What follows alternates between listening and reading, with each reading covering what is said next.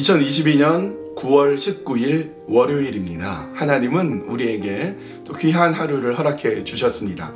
오늘 하루 여러분 어떻게 보내시겠습니까? 오늘도 말씀 붙들고 그렇게 하루를 사셨으면 좋겠어요. 함께 나누고 묵상할 말씀은 요한일서 4장 1절 말씀입니다. 요한일서 4장 1절 사랑하는 자들아, 영을 다 믿지 말고 오직 영들이 하나님께 속하였나 분별하라. 많은 거짓 선지자가 세상에 나왔습니다. 얼마 전에 마켓에 가서 수박을 산 적이 있습니다. 여름도 다 끝났고 이제 가을이 되고 추워지면 더 이상 먹기가 쉽지 않을 것 같아서 수박을 한 통을 사야 되겠다. 마침 마켓에 수박이 이렇게 잔뜩 쌓여 있더라고요. 근데 어떤 수박이 맛있는지 저는 잘 고를지 모릅니다. 그런데 이렇게 보니까 유독 색깔이 진하고 또 이렇게 들어보니까 또 묵직한 게 잘 익었구나 생각해서 그 수박을 사서 집으로 왔습니다.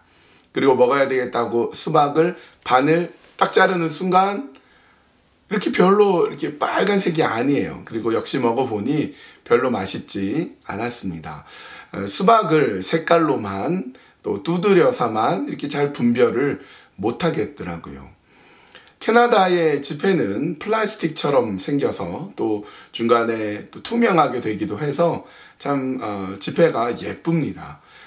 그래서 이 지폐를 복사하는, 위조하는 것이 쉽지 않을 거라고 생각을 했는데 지난 1월 한국일보 뉴스에 의하면 캐나다 지폐가 위조 지폐가 발생하는 확률이 전 세계에서 5위라고 합니다. 그만큼 많은 또 위조 지폐를 만들어내고 있는 것 같습니다.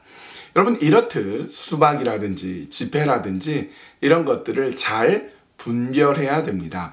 안 그러면 잘못 산 만큼 손해를 보고 위조 지폐를 받은 만큼 그 손해는 고스란히 그 위조 지폐를 받은 사람이 손해를 보기 때문에 그렇습니다.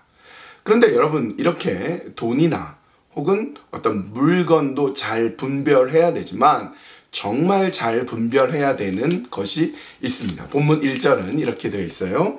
사랑하는 자들아, 영을 다 믿지 말고 오직 영들이 하나님께 속하였나 분별하라. 많은 거짓 선지자가 세상에 나왔습니다. 영에 대해서 분별하라고 말씀하고 있습니다. 또 쉽게 얘기하면 신앙생활을 분별을 잘 해서 신앙생활을 해야 된다라는 것이죠. 여러분, 돈, 지폐라든지 과일이라든지 이런 것들을 잘 분별 못하면 손해봅니다. 잘 분별해야 돼요. 근데 신앙에 있어서도 제대로 분별해야만 됩니다. 근데 신앙의 분별이 더 중요한 것은요, 돈이나 과일은 그 정도 그냥 물질적인 손해에 끝나지만 영을 제대로 분별하지 못하고 신앙을 제대로 분별하지 못한다면 그것은 돈으로 따질 수 없는 큰 손해를 보기 때문에 정말로 조심해야 되는 것입니다. 그러나 여러분, 염려하지 말 것이요, 지폐를 구별해내는 방법이 있죠. 홀로그램을 본다든지 또 투명한 것에 단풍잎이 제대로 그려진 걸 본다든지 그러면서 진짜 지폐를 확인할 수 있는 것처럼 영 분별도 확인할 수가 있습니다. 그리고 여러분, 위조 지폐가 있다는 건 무엇을 말합니까? 진짜 지폐가 있다는 거죠. 거짓 영, 엉터리 영, 거짓 선지자의 영이 있다는 건 뭡니까? 진짜가 있다는 것입니다. 진짜가 있는 거예요. 그렇다고 여러분 그냥 마음을 그대로 놓을 필요 없는 것이 오늘 본문이 뭐라고 얘기하고 있습니까? 거짓 선지자가, 많은 거짓 선지자가 세상에 나왔다. 그러니까 여러분, 요한 사도 시대에, 사도 요한의 시대에도 이미 많은 거짓 선지자가 나왔다면 지금은 오죽하겠습니까? 그래서 여러분, 그 영을 잘 분별해내고 신앙생활에 있어서 올바른 것을 제대로 분별해내야 돼요. 거짓된 것, 이단, 잘못된 사상, 이런 것들을 분별해낼 수 있어야 되겠습니다. 어떻게 분별하겠습니까? 그것이 하나님께 속한 것인가를 보아야 돼요.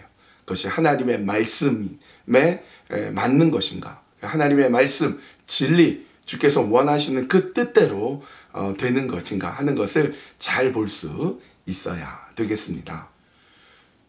우리 이 시간에 기도할 때 영들이 하나님께 속하였는지를 제대로 잘 분별하고 우리 신앙생활에 있어서 올바른 진리의 말씀과 하나님의 올바른 뜻과 말씀이 보여주시는 그 방향 속에 우리가 온전히 설 수 있도록 분별할 수 있도록 인도하여 주시옵소서. 그렇게 간절한 마음으로 함께 기도했으면 좋겠습니다.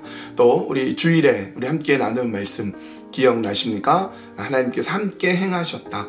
1차 선교 여행을 마치면서 위기와 환난과 어려움과 심지어 루스드라에서는 돌맞아 거의 죽을 지경까지 되었던 바울은 선교 여행을 마치고 돌아와 이제 깨닫고 알게 됩니다. 하나님이 함께 행하셨구나. 여러분 그렇게 이 말씀을 기억하면서 한 주 동안 하나님 함께 행하시는구나. 내 삶 가운데서도 주님 함께 행하기에 내가 환난도 고난도 어려움도 능히 감당하겠습니다. 잘 훈련 받겠습니다. 그렇게 다짐하시면서 함께 기도하면 좋겠습니다.